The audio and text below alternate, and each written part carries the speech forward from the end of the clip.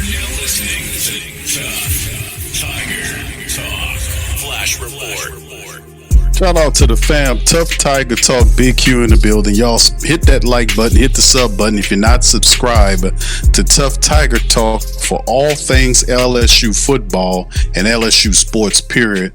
We're in here, man. So if you're not a sub, man, hit the sub button, man. Subscribe today. LSU names a new AD, man. They named the new AD today on his tenure, and to my opinion, it's the right man. LSU's new president, Mr. Wade Rose, wasted no time in making his decision on who the new athletic director will be at LSU. He promoted Verge Osbury from the interim to the permanent full-time athletic director, according to Ross Dellinger of Yahoo and On3. The Advocate reported that Osbury was already in position to hire the next football coach, and now the job title ensures that he will be spearheading the decision for LSU as it looks for its next head coach. With a president and athletic director now in place, a football coach is the final major step in putting the pieces back into place in Baton Rouge as everyone looks to get this program on its feet. This is a great opportunity, Tate said, of being named the interim AD last week. I'm a little boy from New Iberia, Louisiana, who had the opportunity to come here in 1985. So I worked my way through the ranks. Now I know what hard work is. I know what it means to be a part of LSU. I walked these halls. I walked these quads. I walked Allen Hall, Coates Hall, and all the great halls at LSU. So I want our family base to know one thing. LSU is not broken. The LSU athletic department is not broken. I think we have the best athletic department in the country. I think we have the best staff in the country. So I've been a part of 18 national championships at LSU, 6 of them recently. I've been a part of 4 national championship games, won 3 national championships. I've been a part of 7 SEC championships, 2 as a player. I know what it takes to win. We know what it takes to win, and that's our job. That's our mission. So that is what he said when he was when we had the introductory press conference, as you heard some of the top administrators talk about Mr. Verge, and brings him in here. So the native son of LSU knows what it takes to be the man that brings it in. He was named, and I'm happy, and congratulations to Mr. Verge as he's on the verge of getting LSU back to prominence and relevance. Now, let's kind of segue to a next article right here, as we talked about, as we get tuned up for the matchup against Alabama. We'll have the preview tomorrow. The search for Brian Kelly's successor is being led by Mr. Osbury, who was named the new AD. I just covered that. So one thing is certain, someone will have to take the LSU job. And this is what, shout out to NOLA.com, they comprised basically a list. And I really do think out of one of these names, LSU will draw from its next head coach. I really do think that. So let's kind of get right into this list and see what's going on. The first on the top of the list, in no particular order, right? Just alphabetical order, Joe Brady, right? Buffalo Bills offensive coordinator in his 4th season, right? 36 years of age. Resume, Bulls for full-time OC since 2024, was the interim OC in 2023. He won the Brawls Award as the top college assistant in 2019 at LSU, and he's been on the skyrocket ever since. We see where his previous coaching jobs that were. You see him with William and Mary, Penn State, the Saints offensive assistant, LSU's wide receiver coach, Carolina OC, Buffalo Bills QB coach. So the guy's just working and working. What are his chances? Brady's one highly successful season at LSU makes him a trendy choice for the job, but he never liked recruiting at all and seems more likely to become an NFL coach one day. I think that is an accurate estimation of him. Mr. Jeff Brom from Louisville in his 3rd season there, 54-year-old coach. You see he makes almost $6 million a year. His resume, 92-53, 26-9 at Louisville, a really good record at Louisville since he's been there. You see his previous coaching stops in the Arena League and throughout college. What are his chances? Brom's a Louisville guy through and through, so tough sell, but 4 wins against the AP top 5 teams and offensive acumen make him worth considering. Eli Drinkwitz, who's also, this is a really good choice. A lot of people like Drinkwitz. He's the current Missouri head coach within his sixth season. He's 42 years of age. He makes $9 million a year. You can see his resume as a 56-27 coach overall. He's 44-26 at Missouri. He won the Sun Belt title back in 2019. He was the 2023 SEC Coach of the Year. He has previous stops at Arkansas State, Boise State, NC State, Appalachian State. What is his chances? Mr. Drinkwitz has squeezed a lot of wins out of Mizzou, but he's 7-16 against AP Top 25 teams. That said, he's a bright offensive mind and likely would take the job if offered. No doubt about it. It's a step up. Brent Key out of Georgia Tech. This is kind of a long shot thing. 47 years of age, about $4.5 million is what he currently makes. He's 26-17 at Georgia Tech. Previous coaching stint, you can see it right there. His chances are like Brahman Keys, his coaching at his alma mater, and that can make him be a player or a person hard to get. But the way he's made Georgia Tech an ACC CFP contender makes him worth the pursuit. This is a lot of people's pick for the next coach, and it's not exactly my favorite because I do not like Lane Kiffin, but current Ole Miss head coach in his sixth season. He's 50 years of age, making about $9 million a year. He's 113-53. 52-19 at Ole Miss, won 2 Conference USA titles at Florida Atlantic, right? Previous coaching stops, he was in the NFL as offensive quality control with the Jacksonville Jaguars, USC. You can see there, Oakland, Tennessee, been all over the NFL and in college.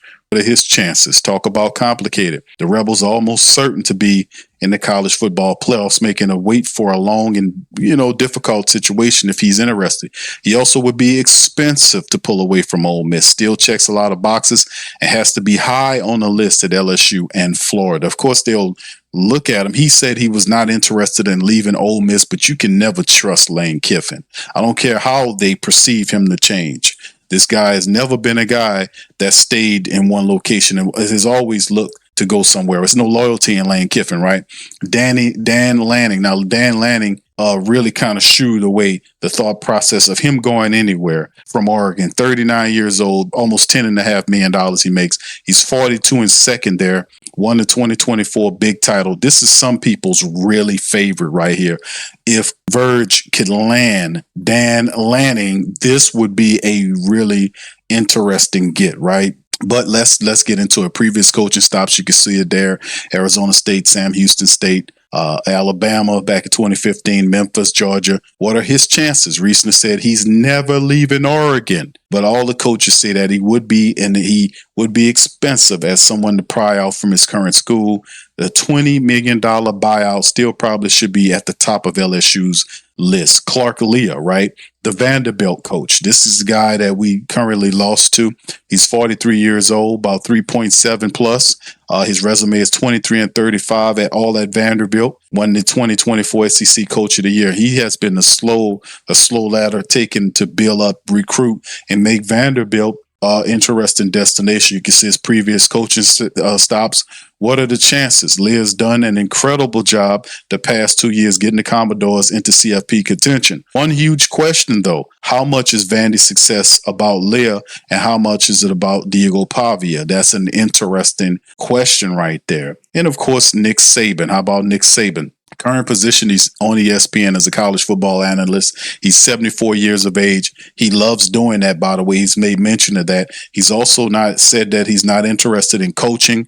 And this is his resume, 297 and 71-1. He's one of the greatest, if not the greatest, college football coach that ever did it. 48-16 at LSU, won 7 titles, 1 at LSU, 12 conference titles, 2 at LSU, 14 national and 5 SEC coaches of the year. He's the standard. You can see his previous coaching. It's a lot of stuff going on from the college to the pros. His chances, Saban has maintained that he's retired and appears to enjoy TV, even if it means sitting next to McAfee, he has a problem with. Still, if there's one school he would listen to, it likely would be LSU, although Verge Osbury said Tuesday, there's no way Saban is coming back to coaching, would not be a long-term coach, but could reestablish a championship culture. Now, did Verge say that just to kind of shoo off the conversation? Why wouldn't Shaquille O'Neal, who's privy to inside talk at LSU, throw that out because that's not what Shaq does. He doesn't go around and throw out names of different coaches he believed would make a good fit for LSU. He did mention Nick Saban. So, and of course you heard what Verge says, that it's no way this sort of thing. But man, could Verge say, hey, could Nick Saban be some sort of advisor to what's going on? Now, you never know. With a new AD coming to town, you never know. You want to tap into that championship success and that information that vibes some kind of way. Maybe not as a coach, but we'll see how it all goes. Kelvin Shepard, who's the current Detroit Lions defensive coordinator within his first season, 37 years of age. He's a member of the Lions coaching staff since 2021. He was coaching the LSU Director of Player Development in 2020. He was the Detroit Lions coaches from 21 and 22-24. What is his chances? If called, he'll likely come, but probably too little experience for a job this big. Still, his meteoric rise, makes the former LSU player one to watch. John Summerall, right? This is a guy that's close. Now, of course, he's in New Orleans. We know that Summerall has done a really good job in his time with LSU. And he's on the national radar, right? The wins that he's been able to get and all this kind of stuff. So Tulane's been doing really well for itself. Very interesting that LSU is struggling and Tulane is handling their business. So 38-11 with a record, 5-7 at Tulane. He won 2 Sun Belt titles at Troy and was the SBC Coach of the Year in 2022. Previous stop, University of San Diego. Tulane defensive coordinator 2012-2014. He went to Troy, Ole Miss, Kentucky, Troy as a head coach. So he's been all around the block. What are his chances? Tulane's loss at UTSA last week dimmed the Green Wave's playoffs hopes, but also makes it more likely he'll be available at season's end. He has been mentioned as a strong candidate at Auburn, but if LSU came calling, it would be hard to turn down. Note, private schools such as Tulane and NFL franchises are not required to make coaches' salaries public, right? Salary figures are from the USA Today database as of October the 8th. So that's just a little information there. And these are some of the coaches, man, that are, if you're LSU and you're a team that's swinging for the fences to build a win now mode, a win now culture, because that is what is called for here. We're not just really acceptant of having a winning season. 2 losses is all you're afforded here. That is it. And I know that's a tall order, but that's what it takes to play for national championships. Which one of these coaches that you guys see on this list fits that bill that would fit well as your new coach of LSU football? Y'all let me know in the comment section which one of you guys, whomever on the list that I spoke about. So with that being said, y'all hit the like button, hit the subscribe button, and the share button. Tough Tiger Talk is in this thing. Also, if you're not a subscriber, please feel free to subscribe. And if you are a subscriber, please check the button to make sure it's lit up, because we got some information that's showing that a lot of people that listen to the broadcast are not subscribers. So do us a service and subscribe now and help Tough Tiger Talk continue to grow. So with that being said, I'm going to get up out of here, and I'll be back later on tomorrow with the LSU and Alabama preview. We got a big one coming up this weekend. With that being said, I'm holla at you later. Much love, and go Tigers. Peace.